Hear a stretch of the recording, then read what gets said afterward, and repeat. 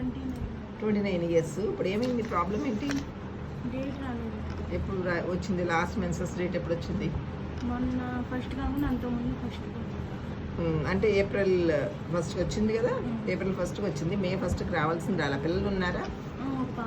ఒక పాపకి ఎంత వయసు? 8 సంవత్సరాలు. 8 సంవత్సరాల తర్వాత గర్భిణీ రాలేదా? అంటే ఎందుకు రాలేదని చూపించుకున్నావా?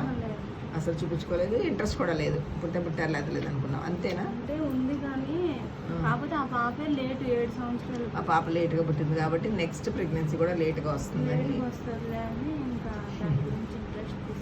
సరే సరే. ఇప్పుడు ప్రెగ్నెన్సీ లాగా అనిపిస్తుందా లక్షణాలు నీకు? నీరసం అట్లా కడుపులో తిప్పేయడం, బాగా నీరసంగా ఉంటాము, వచ్చినట్టు సో ప్రెగ్నెన్సీ టెస్ట్ చేసుకున్నావా?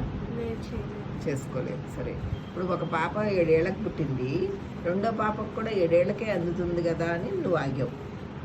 బహుశా ఇప్పుడు ప్రెగ్నెన్సీనే అవ్వచ్చు, కానీ 7 ఏళ్ళ గ్యాప్, 8 ఏళ్ళ గ్యాప్ ఉన్నప్పుడు పిల్లల్ని పెంచడంలో మనం కొంచెం కష్టపడాలి.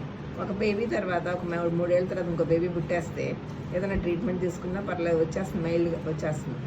కానీ నీ అభిప్రాయం ఏంటంటే నీకు ఫస్ట్ టైం కూడా అలాగే వచ్చింది కాబట్టి రెండోసారి కూడా అలాగే వస్తుందని ఆగావు. సరే చూద్దాం ప్రెగ్నెన్సీయా కాదు.